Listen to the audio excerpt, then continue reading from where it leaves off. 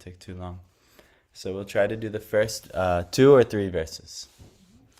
So, but before we begin, it's proper etiquette, it's proper culture, and it's also proper to for the speaker, in order to speak anything, he has to know that he's not really the speaker. He's just the instrument for ultimately the Lord, his message, and the great saintly personalities bestowing the mercy upon us, so that hopefully the speaker can say something that is fully in connection and coming from God themselves. And they're just an instrument. They're not the brilliant mind coming up with anything. They're just transferring the message.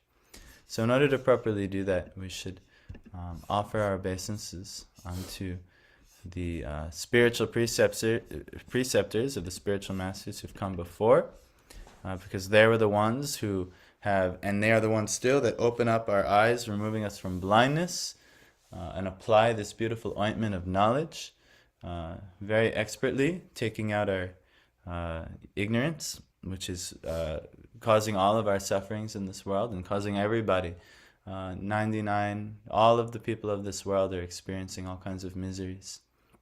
This conclusion of Bhagavad Gita. We did this verse on Sunday. We talked Manashashtanandriyani Prakriti-stani Karshati. Krishna is saying that dealing with the 6 senses, all the souls in this world, including the mind, they are situated in this world suffering. So it's actually the sadhu or the saint who has been relieved of this suffering. He has a lot of compassion for all of the other living entities who are suffering so badly. And so the Lord, though, he wants to give people the opportunity to overcome this suffering. He puts all of the conditioned souls in this material world in this position, ultimately to deal with the many problems and challenges here, which is suffering.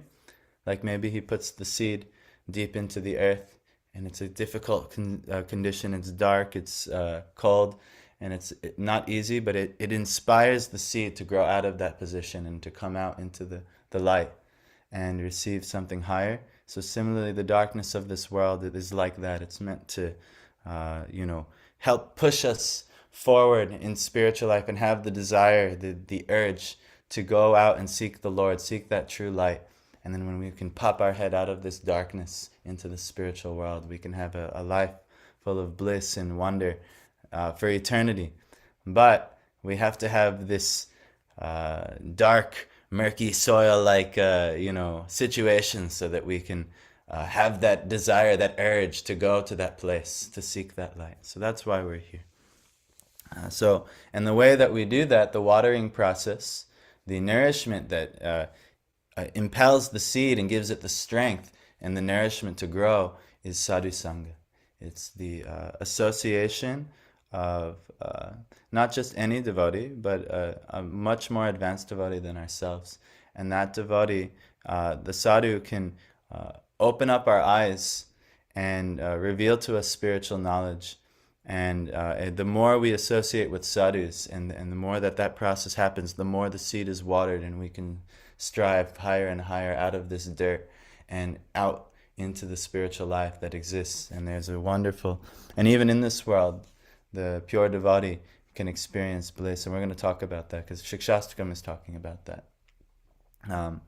But first, some things have to happen before that happens. So anyhow, we'll chant these prayers to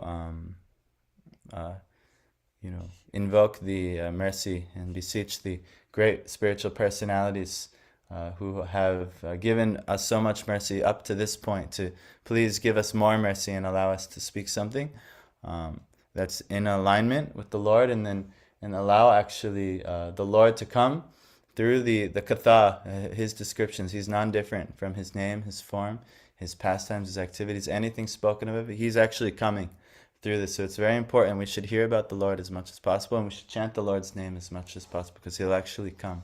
He's there present in the name. And we'll explain that. The verse of Siksastakam will explain.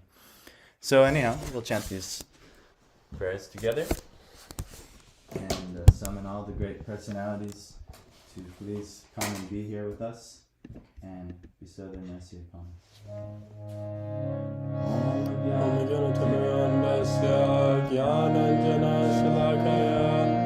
Sakshan militam yena tasmai Shri Gurave Namaha. Shri Chaitanya Manobishtam Stapitam Yena Bhutale Swayam Rupa Kadamayan Dadati Swapadantikam Vandeham Shri Guru Shri Yuta Parakamalam Shri Guru Vaishnavangscha Shri Rupam Sagrajatam Sahagana Raguna Sarvitam Tam Sajivam Sarvaitam Sarvitam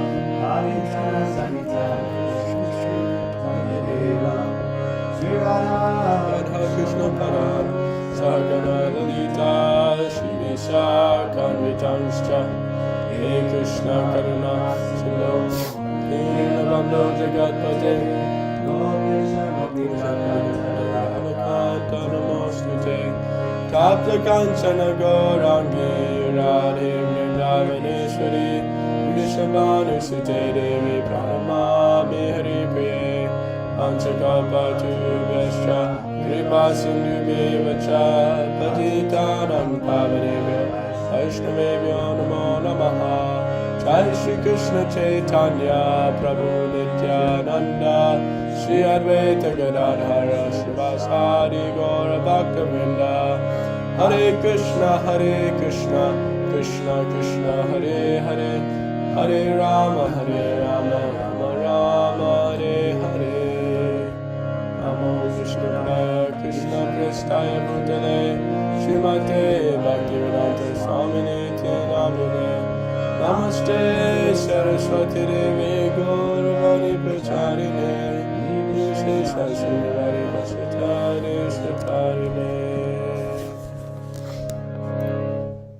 So I'm probably going to give this right back to you because we're going to chant the Siksastakam.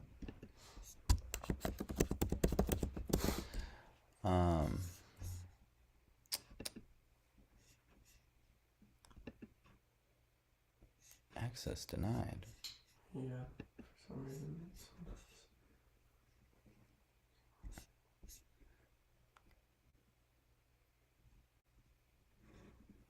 This might be fun.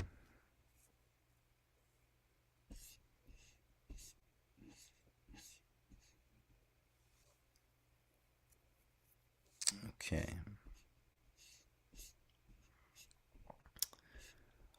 All right. So we're going to have a nice translation here. This is coming from the lineage of Sridhar Maharaj, who's a good friend and actually like a senior godbrother of Srila Prabhupada. So, first we're going to chant the whole prayer. So Madhav will scroll for us so we can see the prayer. And then we'll go at least verse 1 and verse 2. And then if we have time, maybe verse 3 as well. But then we have to, it'll take too long to go any further. So, just a little back understanding on Siksastakam. This is the only written work left by Chaitanya Mahaprabhu. Unfortunately, for most of India, they have not fully understood the glories of Chaitanya Mahaprabhu yet. Chaitanya Mahaprabhu was an incredible personality who came to this world 550 years ago or something like that. And like 1482, whenever that is, however long it is now, 540 years ago or something. And he actually performed so many incredible miracles, and it was revealed why he was able to do what he did, because ultimately he was an incarnation of Krishna come to help reset the Dharma. Krishna says, Yada yada hi dharmasya glanir bhavati bharata abhidhanam adharmasya tadatmaham srijamyaham. Very good. I forgot that part.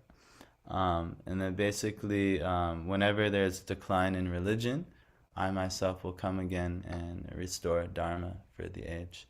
So Chaitanya Mahaprabhu, he came for many reasons, internal reasons, external reasons. But one of the external reasons is that the people in this Kali Yuga have degraded so far, and that he is the personality who descended, who came to restore the Dharma or the religion for the age, that which should be done for the age, because it got lost. All of the Vedic wisdom is there, but the application of the Vedic wisdom got lost, and the Brahmin class got practically corrupted, and everything got practically corrupted, and there wasn't much left of pure devotion, which is the essence of all of the scriptures, the essence of Bhagavad Gita, essence, but the application was there. So when that happens, Krishna says that is going to happen. He will come again and he will restore. So this happened 540 something years ago. And Chaitanya Mahaprabhu, there's many Shastras. Right now it's not unknown to the world. The largest temple in the world, thanks to Swami Prabhupada and his movement, is now almost finished in Chaitanya Mahaprabhu's birthplace of Mayapur, India. It's a couple hours south of Calcutta. So maybe you've heard of Mayapur before? Yeah. So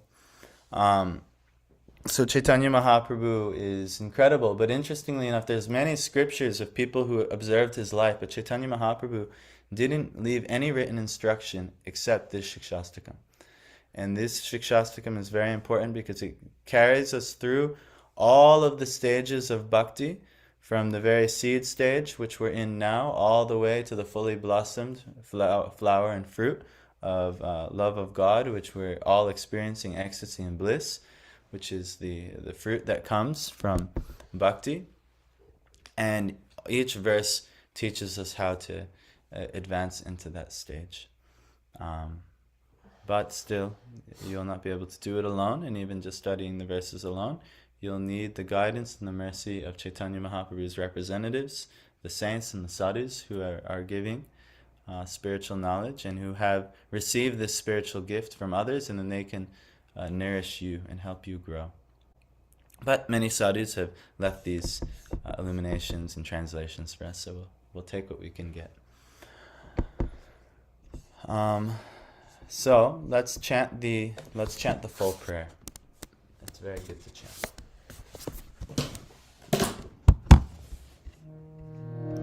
Chito darpanam arjanam avamahadavagni nirvapanam Shreya karaiva chandrika vitaranam Vidyavadhu jivanam Anandam burivardhanam pratipadam Purnamrita swaranam Sarvatma snapanam puram vijayate Shri Krishna Sankirtanam Nam Namakari Bahuna Nija Sarva Shaktis Tatra Pitani Amita Smaranena Kalaha Etadishitava Kripa Bhagavan Mamapi Tordaiva Midisha Mahajinina Nuragaha Trinadapi Sunichena Turarapi Sahishnuna Amanina Manadena Kirtaniya Sadahari Nadanam Najanam Nasunarim Kavitam Vajagadisakamaya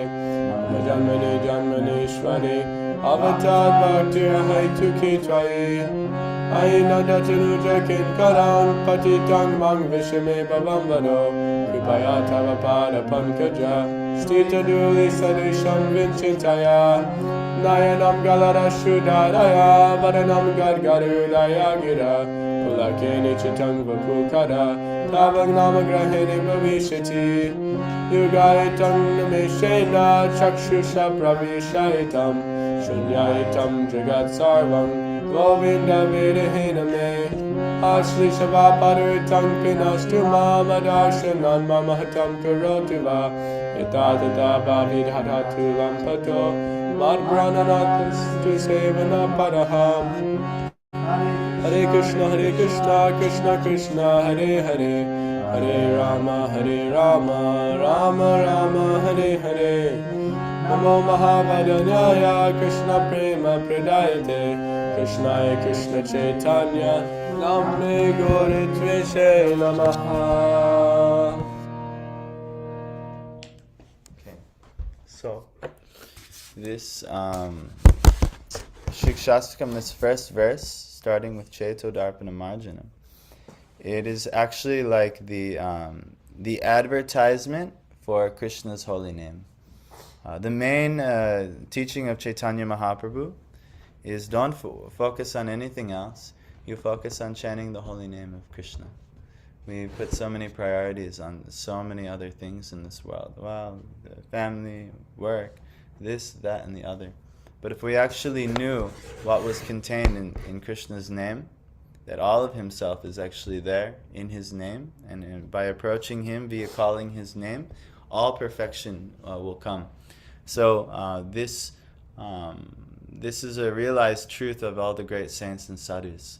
They don't have normal jobs. They don't have all kinds of normal arrangements, and they spend a lot of their time in bhajan, in worship of calling out the names of the Lord. And a materialist person will say, well, they're wasting their time. How are they going to do this duty, that duty, and this duty?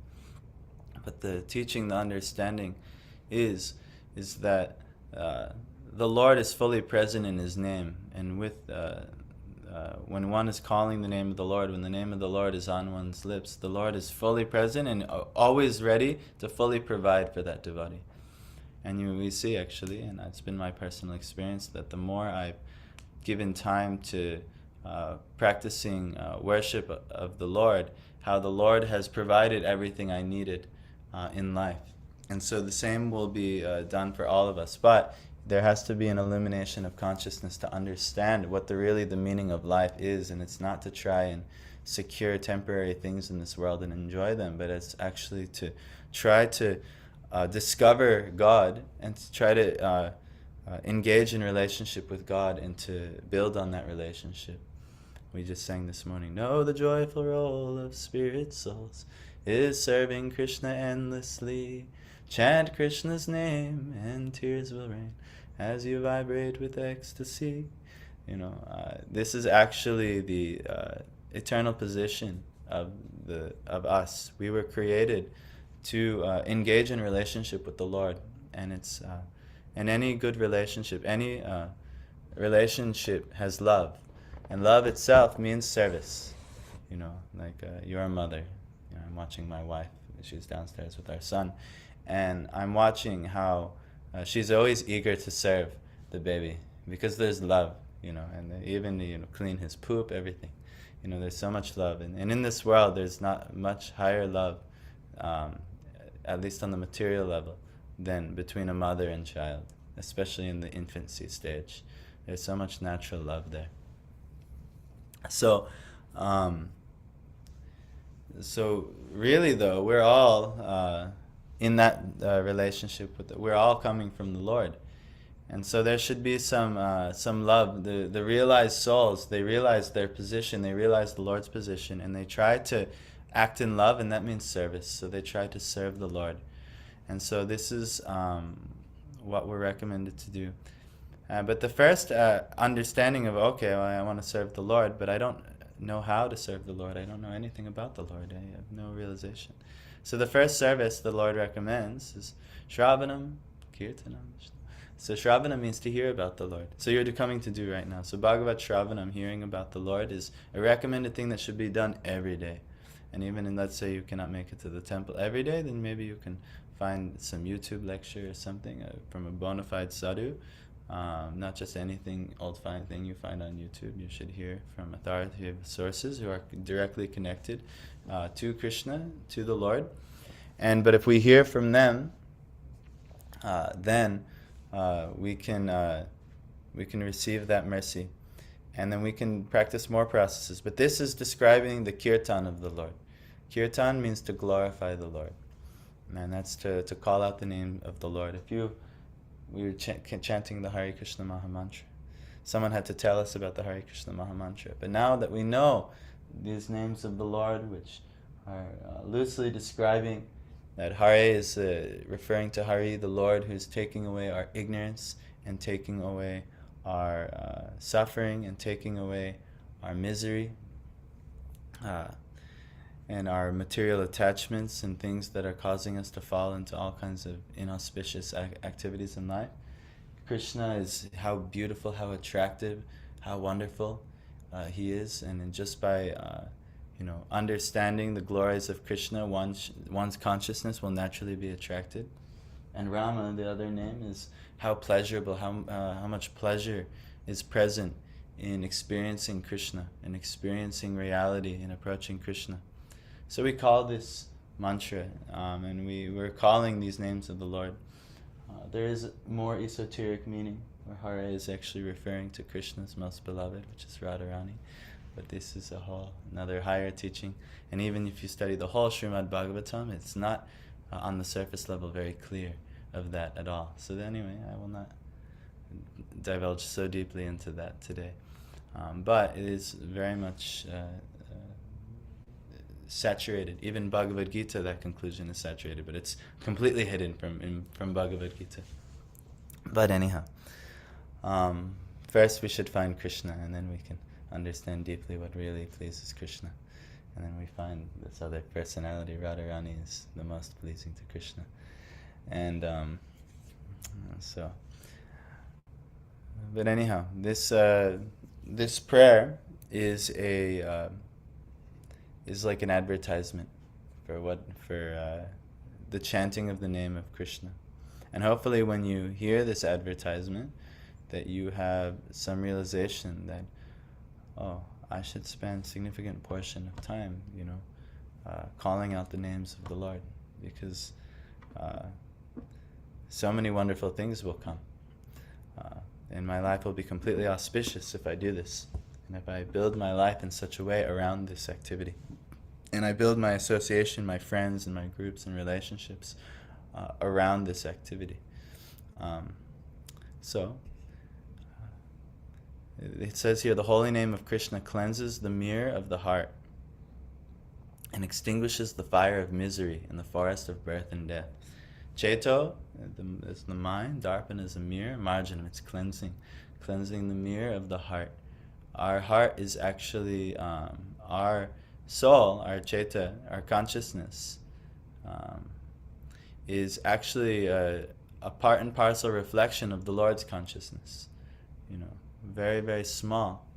But due to its very small nature, it could also be overwhelmed by the lower, the inferior energy of the Lord, which is called Maya, or, you could say the Baba Maha Devagni, this forest fire of this world, this samsara, this temporary arrangement here in this world where everyone is subject to death, old age, disease, and even the misery of birth, coming in here again and again and again, this cycle. It's not a good arrangement. The people of this world, they're so foolish. They think it's a good arrangement, and they try to tempt you and say, yes, you have to, get this big job, make this big money, get this nice, beautiful wife or family. All these things will give so much happiness. But actually, it gives the opposite of happiness. It gives so much misery, actually. Trying to maintain it all. Why does it give misery? Because it's not eternal, and we're eternal. So it's a very disturbing situation for the soul to have to constantly lose everything. And whatever we try to gain, it slowly is slipping away. And when we're turning our attention to one thing, then something behind our back is slipping away, and then now how. But it's a very disturbing situation for the soul. But by the chanting of the holy name, we should know Cheto Darpana Marjanam, the heart is very dirty. Because of its foolishness, it's always wanting to enjoy the things of this world, and try to enjoy through, we talked about on Sunday, through the six senses, including the mind. And so this is due to foolishness and ignorance of the living entity. And due to the foolishness of the living entity, we also develop a lot of, you could say a such cheshta, which is like wicked deeds. We develop a wickedness about us due to our lustiness. And so to try to enjoy these senses foolishly, not understanding that they have nothing to do with us, at the spiritual level, the soul. So, but by chanting the holy name of the Lord, that will be cleansed.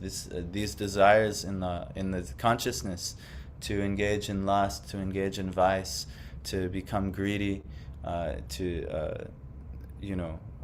become angry at those who get in our way.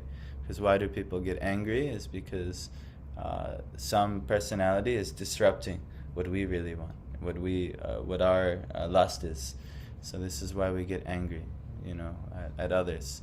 Anger comes because you are standing in the way of what I want, but actually this is not good. So Chaito Darpana Marjanam, the chanting of the holy name will cleanse this.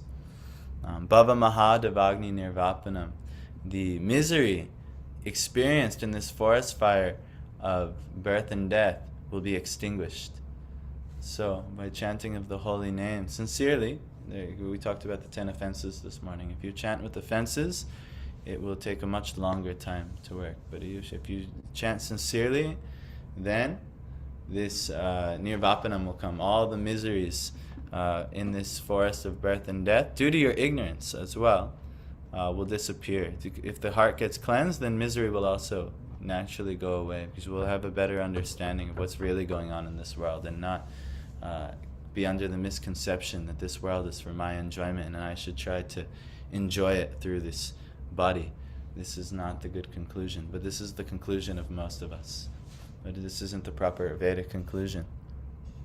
So by chanting the holy name, realizing the higher conclusion that we're approaching the Lord for service, then your misery will be extinguished.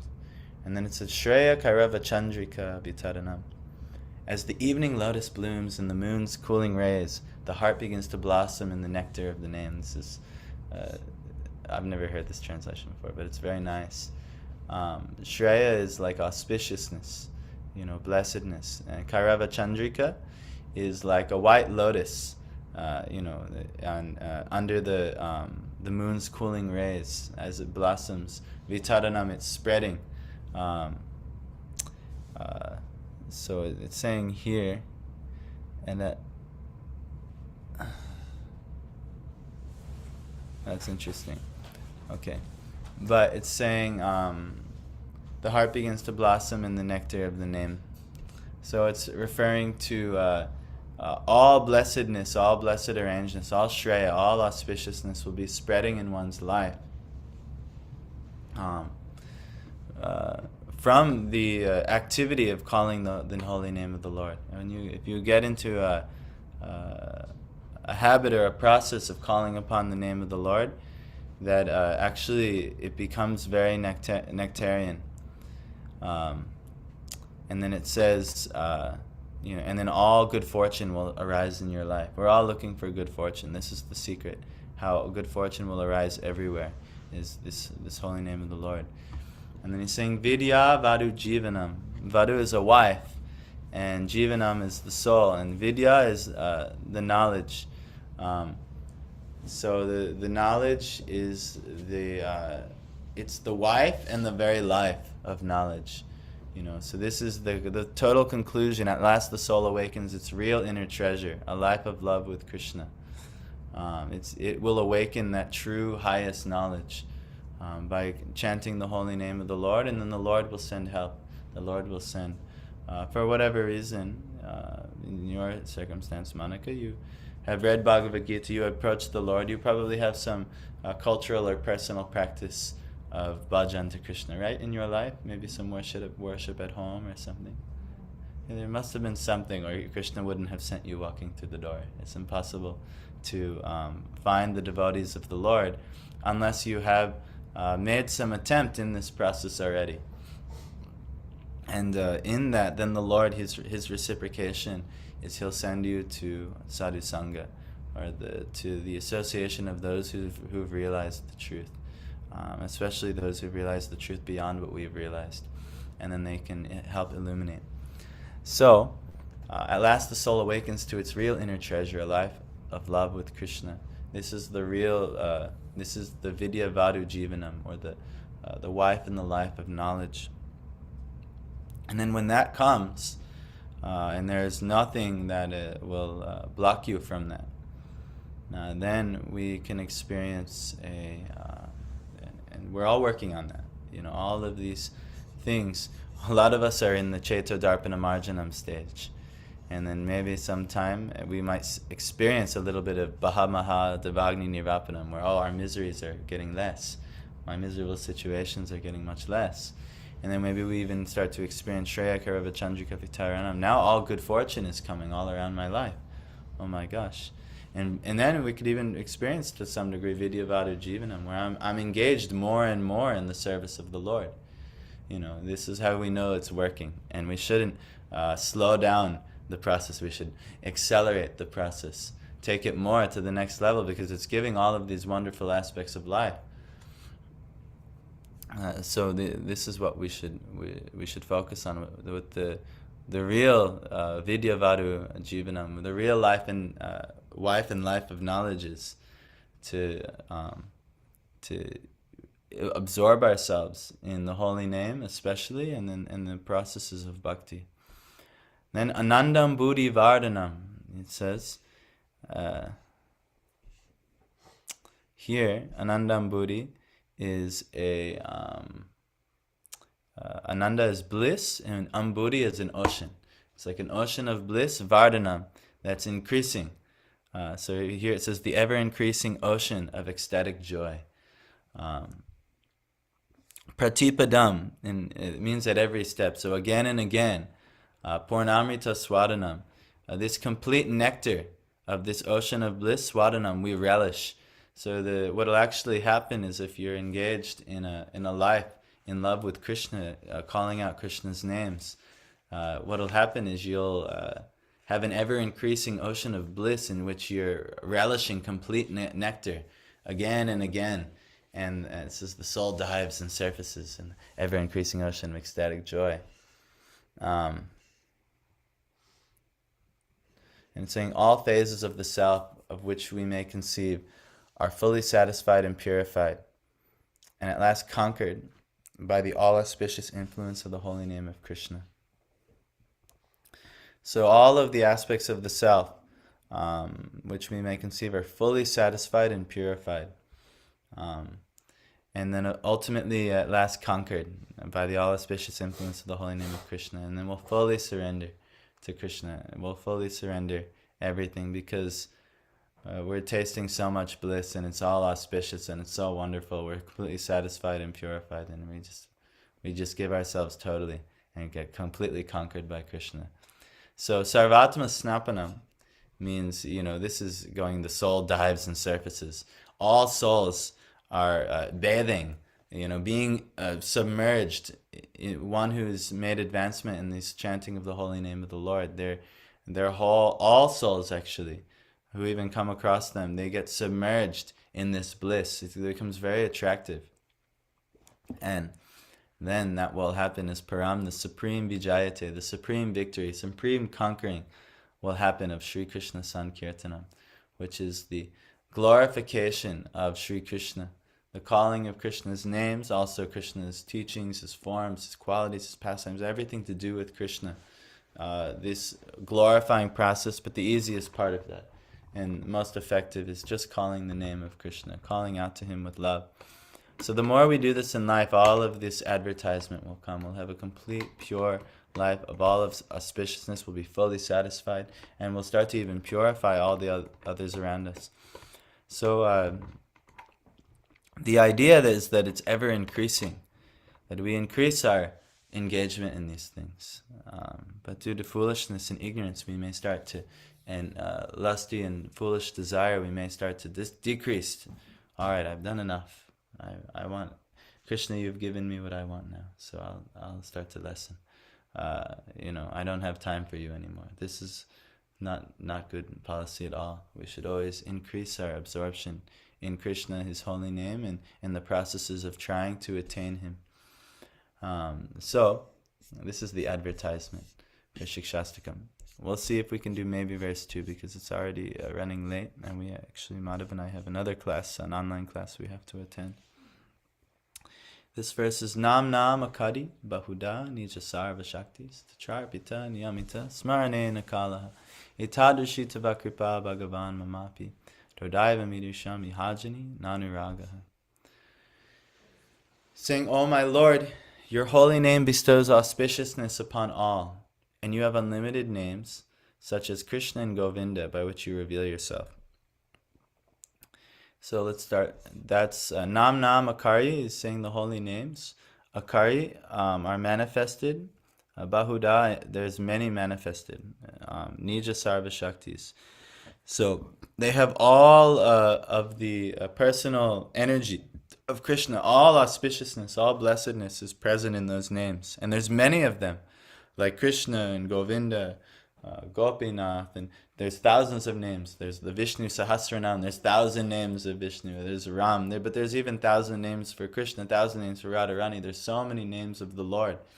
And all of them have all the complete personal energies of the Lord, which give all auspiciousness, and by which you reveal yourself. He actually, he's in Tacharpita, he's invested all of himself, including himself. He'll reveal himself through his holy name.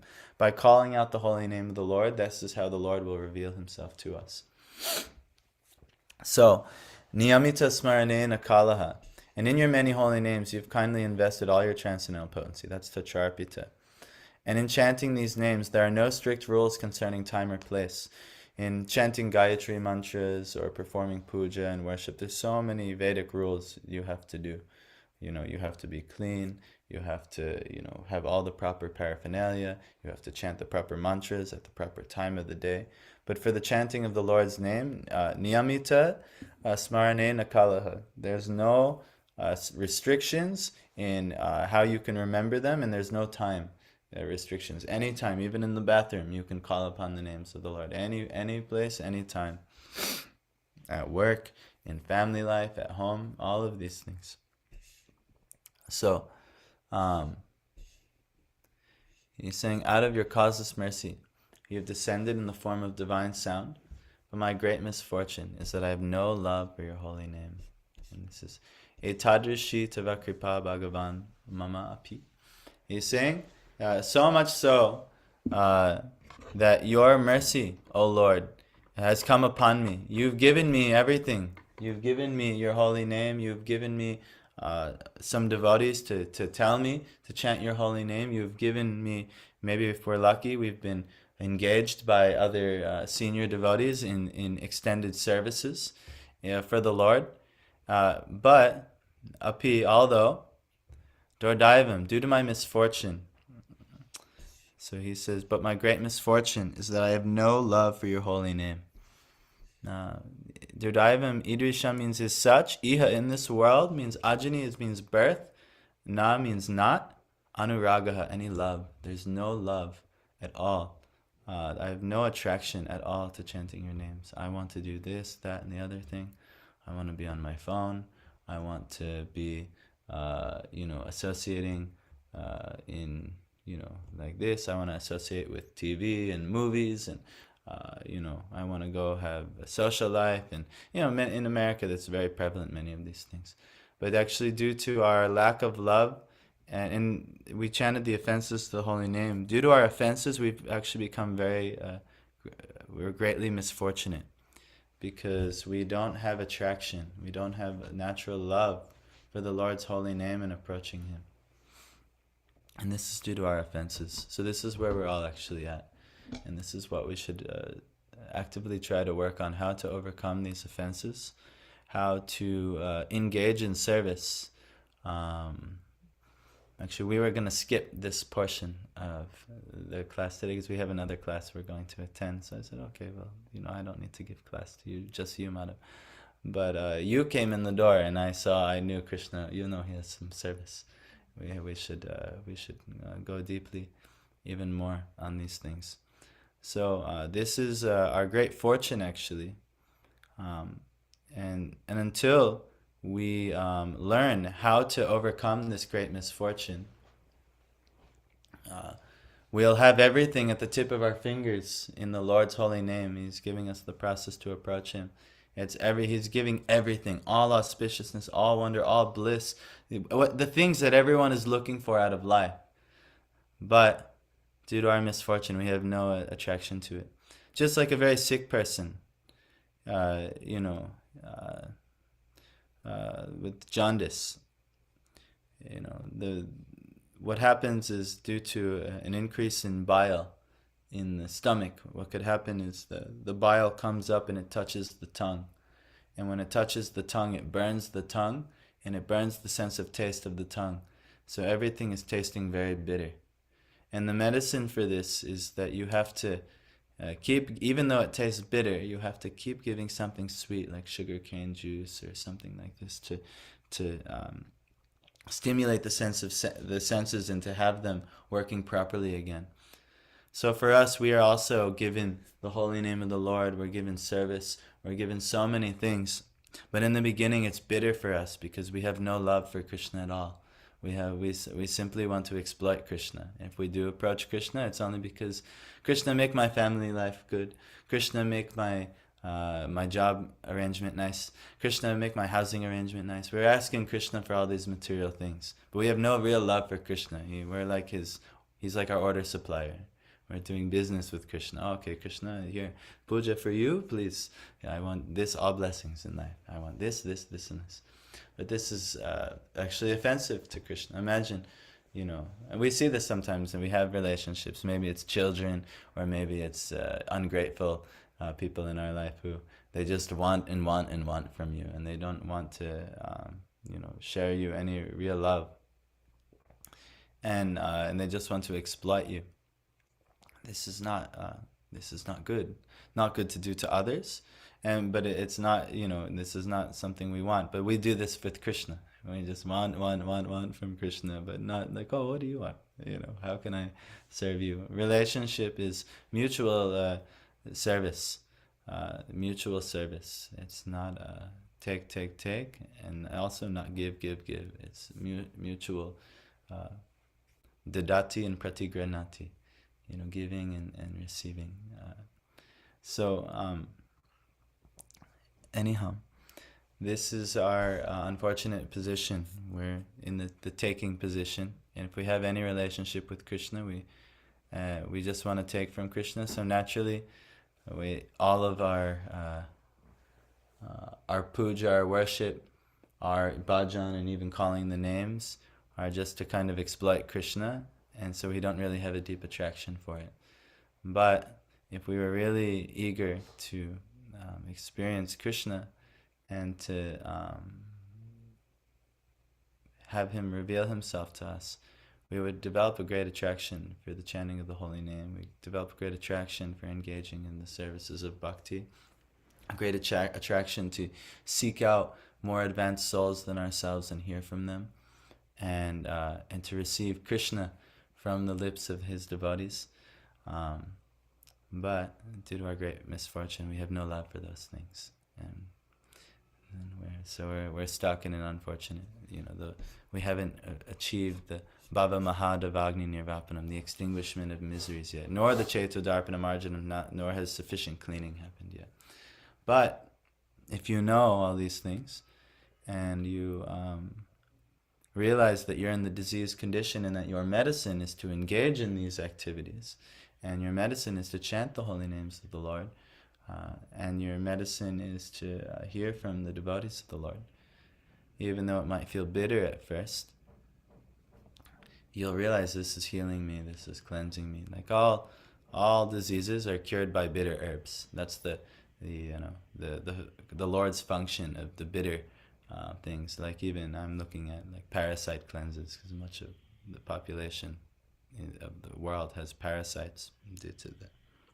And the things that parasites hate the most are bitter things. They hate bitter, they don't want it. Why? It's we also hate bitter, but it's good actually. It's good. So in the beginning, even though we might not have any attraction to bhakti, they can engage in a process called Vaidhi bhakti, but bhakti under rules and regulations and restrictions, and those bitter rules, and even though we don't want to do them all, eventually we will want to do them when we start to taste the real nectar.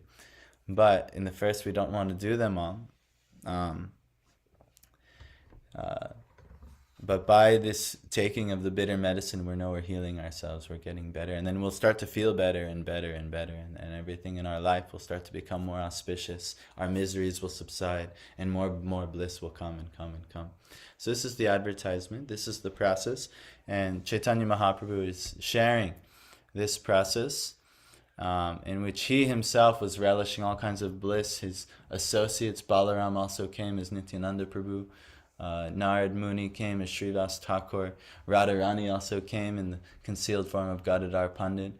And even Mahavishnu and Sadashiv came through the personality of Advaita Acharya to also witness Krishna's coming and engaging the world in bliss. And then if we take to his process, and like many did in that time, 500 years ago, then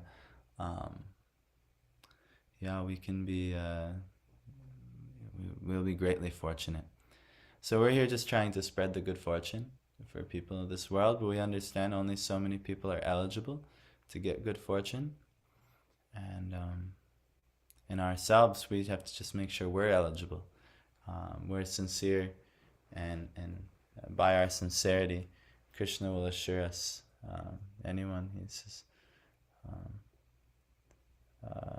Manmana bhava madbhakto madhyaji mam namaskru mami vaishyasi satyam te pratijane priyasime.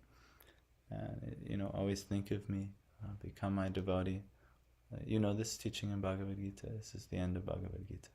Always think of me, become my devotee, offer your worship and homage unto me, and thus you will surely come to me because you're my dear friend. And so he's assuring us that we have to try and engage in practices in which we can think of him, and the easiest and most effective is just the calling of his name. And so this is the glories of chanting his holy name, coming in Siksastakam. Thank you. That's all we'll share for today. Yeah, you're very welcome. And I hope you will come more. That would be very good and blessed for you. And then also, do you have like japa beads or anything at home? Yes, I have. So I do every day, but I'm not sure if I'm doing it right or which name. So you should chant these names. These These names are the most effective names for the society at whole. There are also more intimate names that are given, but they're given in Diksha Mantra by a guru. But these names are for everybody. These are the most effective names. But any names could also work. But our acharyas and Chaitanya Mahaprabhu has recommended everyone chant these names. That 108 times? 108 times minimum. Okay. Prabhupada has given the very basic instruction that everyone chant at least 108 times 16. So that takes maybe 2 to 3 hours. Daily we should saturate ourselves in this activity. But he's being very generous. His guru, Bhaktisiddhanta Saraswati, due to the teachings of Lord Chaitanya Mahaprabhu said, I'll only reveal to myself, I only am purchased by lakshanas. Lakshanas are those who have 100,000 of something, like 100,000 rupees or $100,000 or something. So, but he was referring to the holy name. So those who are chanting daily 100,000 names, which is like 58 to 64 rounds daily times. But because we have no attraction for doing that activity, we don't do. So Prabhupada is recommended here in the Western world that we at least try to chant 16 daily. But in order to get to 16, you should start with one round. 1 times 108, and you see, maybe you have time for 2 times 108, and you see if this process works. And the way this process will work is that you come regularly, get water and nourishment from the advanced devotees. And if you regularly and we'll invite many here, and so whenever we have people here, please come. And are you in our WhatsApp group? No. You should get in the WhatsApp group, and you'll know all the proper events that are coming and things. And so in that, or you just come every day, we'll tell you what's happening, so, but anyway, if you do like that, then, you'll have all kinds of wonderful blessings come, surely. So, I hope you get a chance to, try to take some time every day and do some chanting and continue. Do you have the Bhagavad Gita with commentary by Swami Prabhupada? It's called Bhagavad Gita as it is. I have Bhagavad Gita. Yes, but this is a very special commentary, and it's by Swami Prabhupada. If you want, we have, so we'd be happy. We can give it to you, or you can donate something for it. That's up to you. But we're happy to give it to you. And his commentary is very, very potent. where if you read his commentary, you'll have a really, really good understanding of what Krishna really wants from us and what to do. And he'll prove it to you. He'll show you the word for word translation. This is what Krishna means, because sometimes people give commentary, or you just get the words of Krishna and you give your own commentary in your head and you completely mess up the teaching. So this is why we should always try to study the Shastras under the auspices and under the guidance of Guru. So this Bhagavad Gita as it is version, I would recommend everybody read this in their life. So if you want, we have a copy, we'll happily give. So so if you do those two things, chanting at home and reading Bhagavad Gita, and the three things, and then regularly as much as you can coming here, that's the most potent thing, is associating with the devotees, because they'll be able to teach you things from their own realization that would take you years upon years to learn on your own strength. But because they've already done it, they can just show you like that. Yeah, so that's the best thing to do, is to take as much time to associate with the devotees and to develop your practices at home on your own personal free time as well. And then, you have to maintain your life, you have to maintain your dependence, your family, all these things. So you continue on doing, but while you do, you think of Krishna, you chant Krishna's name, maybe you listen to bhajans about Krishna, or you can even listen to pastimes of Krishna. Many things can be done, but you always try to Krishnaize everything in your life, all your relationships, everything. But it takes time. It's a gradual process, so don't get too overwhelmed. Like, I have to chant 64 times 108 every time. No, it's like heavy. We cannot even do. We definitely can't do. So, but you can gradually increase over some years, and it might come from 1 round to 5 rounds to 10 rounds to 16 rounds, and you can manage all these things, so no problem. And anyhow, thank you. Hare Krishna. Please enjoy some prasad. Madhav will arrange that you have this nice prasad.